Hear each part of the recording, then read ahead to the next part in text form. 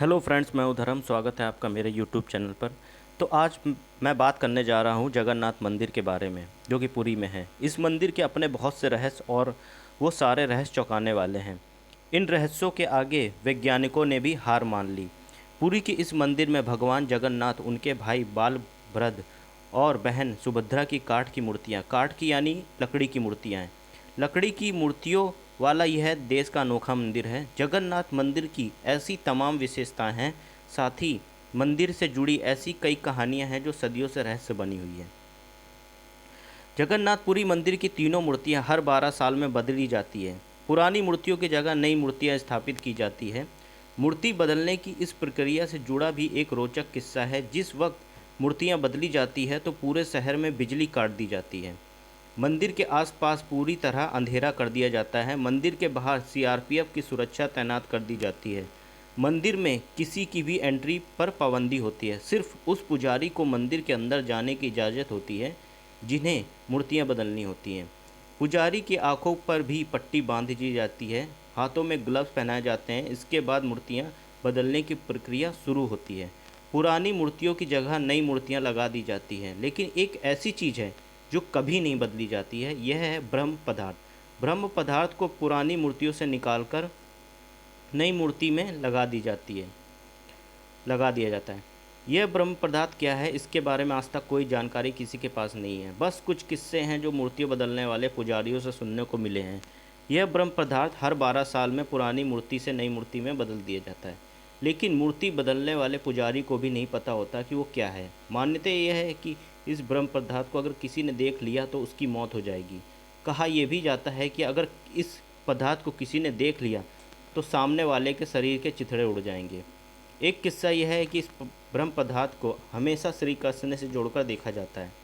मूर्ति बदलने वाले कुछ पुजारियों ने बताया है कि जब ब्रह्म पदार्थ पुरानी मूर्ति से निकालकर नई मूर्ति में डालते हैं तो हाथों से ही ऐसा किया जाता है।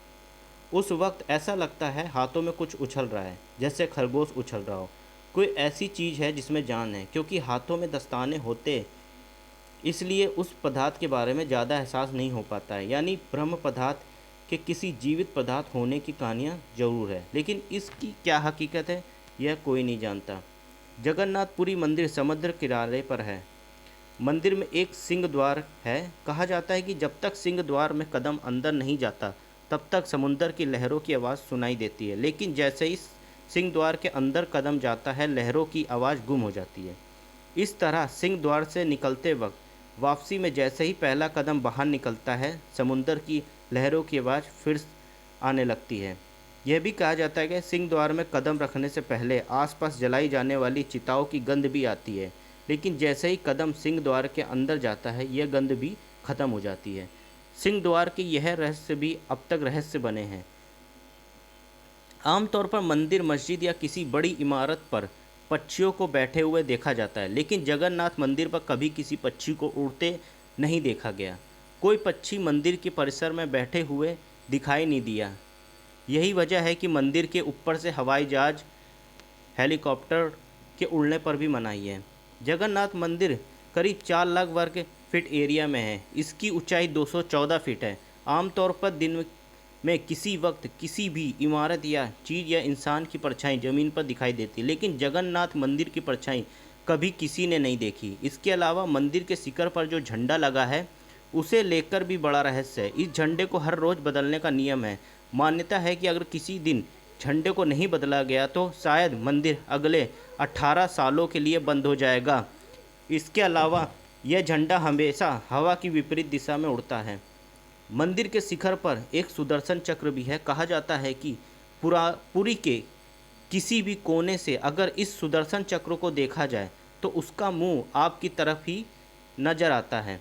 कहा जाता है कि जगन्नाथ मंदिर में दुनिया की सबसे बड़ी रसोई है। इस रसोई में 500 रसोइये हैं और 300 उनके सहयोगी काम करते हैं। इस रसोई से जुड़ा एक रहस्य यह है कि यहाँ चाहे लाखों भक्त आ जाएं, कभी प्रसाद कम नहीं पड़ा।